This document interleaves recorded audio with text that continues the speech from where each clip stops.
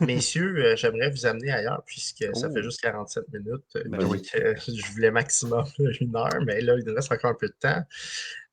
Non, ben, c'est parce qu'il y a eu une transaction aujourd'hui dans la Ben Ligue oui. nationale qu'on n'a Ouais. pas parlé. Donc, c'est Ryan McDonough qui a été échangé des Prédateurs de Nashville là, qui s'en est allé, qui est retourné à Tampa Bay contre un choix de 2e tour en 2025 et de 6e tour en 2024. Et ce Ryan McDonough s'est accompagné d'un choix de 4e tour. Donc, Tampa fait l'acquisition en plus d'un choix de 4e tour, en plus de McDonough. Son salaire, je pense qu'il reste 1 an ou 2 ans, je pense, à 6 points quelque chose, à moins qu'il y avait eu la retenue la dernière fois qu'il s'était fait échanger. Là. Je voudrais juste que Ouais, je vais Je m'en checker vais. ça. C'est ça, on va pitonner. vérifier ça à l'instant. Ouais, c'est ça. Puis Brisebois a affirmé que ça ne change absolument rien pour les plans concernant Stamkos. Donc, avec l'arrivée de McDonough, il reste 5 millions et des poussières Ouais. sur. Et il reste 2 ans au contrat de McDonough à 6,75 C'est ça. donc pour 2 saisons. Quand même. Ouais. OK. Ouais. Fait que ça vous dit ça, messieurs, pour la suite des choses à Tampa Bay? Ben, en fait, Ben, ouais. vas-y, Il faut Rob. que je commence par Nicolas, je suis tellement un bon animateur. Vas-y.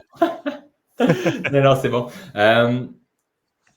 Pour Tampa Bay, je pense que c'est une bonne transaction. On l'a vu cette année, là, ça a été très difficile au niveau de la défensive. Je pense que ça a joué pour beaucoup dans la série contre les Panthers.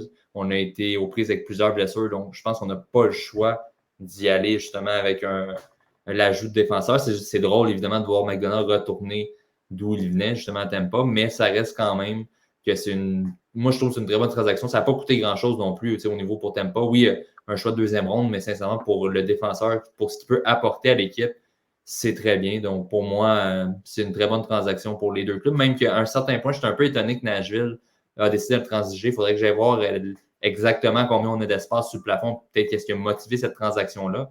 Mais c'est quand même un des éléments importants de la défensive de Nashville cette année. Puis j'ai l'impression qu'avec un choix de 2 et de 7, on ne va pas chercher, en plus en donnant un 4, mais on ne va pas chercher la valeur que McDonough peut apporter dans ta formation.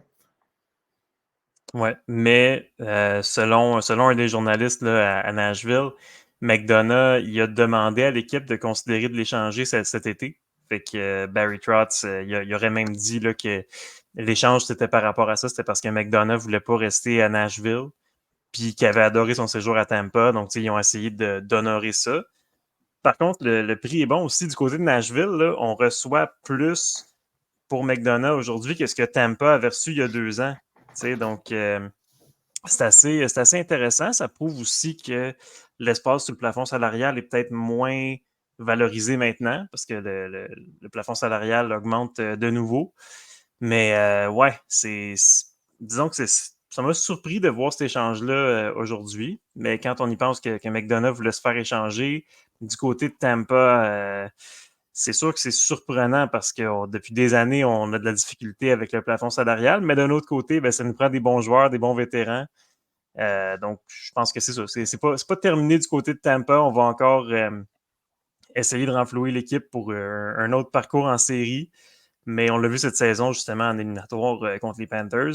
Ça prenait un petit peu plus d'aide en arrière. Puis voilà, McDonough est là maintenant pour les 2 prochaines années. Donc, là, à cette heure, on va voir ce qu'ils font en l'avant. C'est ça Ouais, la vraie question. puis au moins, on sait ce qu'il peut donner pour l'équipe. On connaît Ouais. McDonough, il était là Ouais. pendant plusieurs saisons, donc Ouais. c'est pas un nouveau joueur qu'on essaie d'ajouter au noyau. Puis Ouais. si je peux juste noter rapidement, tantôt on a parlé beaucoup des Hurricanes, comme quoi on n'a pas signé nos jeunes, puis là on est pris un peu avec tous les contrats. Ben, Tampa est en train de faire un peu l'inverse. On a quand même, au niveau des jeunes, sont pratiquement des jeunes, des plus jeunes de l'équipe, Ouais. si on veut, que ce soit les Points, les Eagles, les Cirelli sont signés déjà à long terme. Donc, par la suite, à partir de maintenant, on peut décider avec les joueurs plus vieux, est-ce qu'on le garde ou non, comme ça va risque d'être le cas pour Stamkos cet été. Donc, au moins, le nouveau noyau, si on veut, de Tampa est déjà en place, puis on n'est pas trop pris à ce niveau-là, contrairement à la Caroline. Mais moi, je trouve spécial, c'est parce que si on regarde l'organigramme, on s'entend, il y a Edman puis Sergachev à gauche, en avant. Donc, on aura le troisième gaucher à 6,7. C'est quand même assez truculent comme montant. Puis on parle, dans le fond, de 3 défenseurs gauchers, ça coûte 23 millions.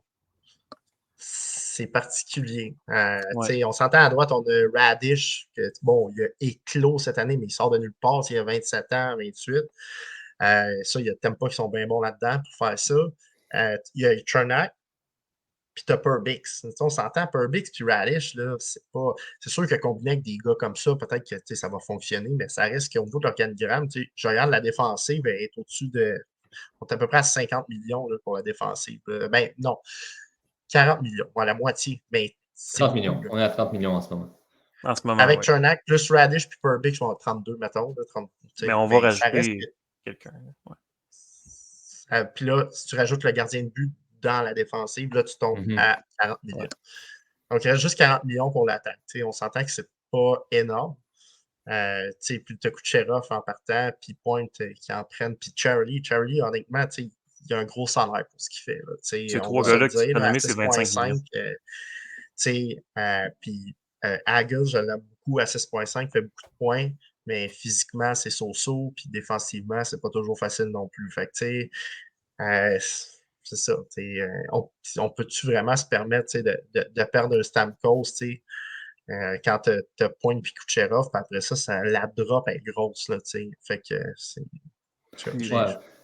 On a encore quand même beaucoup de temps du côté de Tampa Bay pour régler ces dossiers-là. Puis de toute manière, Stamkos, on s'entend probablement que ça ne sera pas réglé d'ici le 1er juillet. Puis on l'a vu la première fois qu'il est arrivé, joueur autonome, sans compensation. Il y avait tellement de rumeurs qu'il allait partout et finalement il retournait à Tampa pour moins cher que ce qu'on s'attendait. Donc je pense pas que du côté de Tampa, on est préoccupé par ça. Je pense qu'on va trouver le moyen quand même de le re-signer. Évidemment, il va devoir accepter une baisse de salaire s'il souhaite rester parce que, comme je le disais tantôt, j'ai l'impression que c'est vers ça que veut tendre l'organisation, d'y aller vers justement faire plus confiance à ces jeunes joueurs.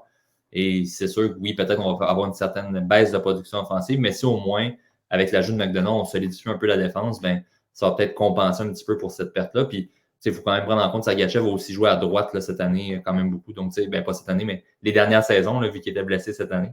Donc, je pense qu'à la limite, là, on peut s'organiser pour que Sergachev joue à droite, qu'on ait Edmund et McDonough à gauche, donc pour compenser. Donc, ça fait quand même une défensive qui est très solide et qui est pensée pour les séries. Là. On a 4 défenseurs qui sont capables de jouer 26 minutes par match. Là. Si je regarde la défensive avec l'ajout de McDonough par rapport à celle des Panthers, je pense qu'on a un avantage sur les Panthers en ce moment.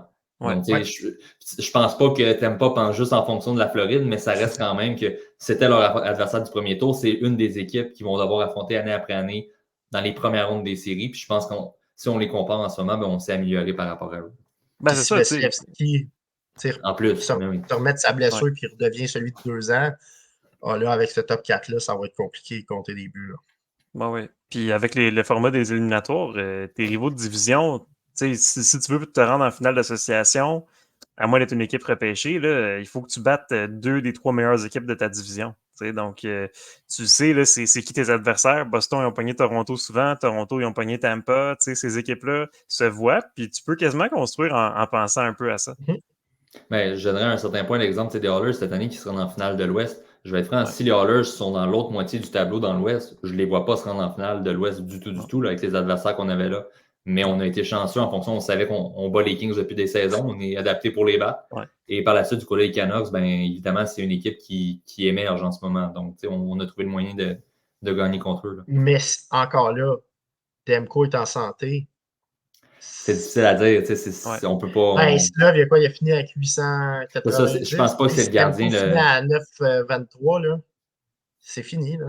Les Edmonton ne passent pas. C'est ça aussi. Là. En tout cas, ils ont été chanceux, Edmonton. Oui. Ben, on en parlait. Les planètes se sont alignées pour eux là, à date. Là. Ben, on l'avait même dit au tout début du parcours éliminatoire. Si les Oilers veulent se rendre en finale, c'est cette année. Parce que c'est l'année où on a le tableau qui nous favorise pour se rendre le plus loin possible.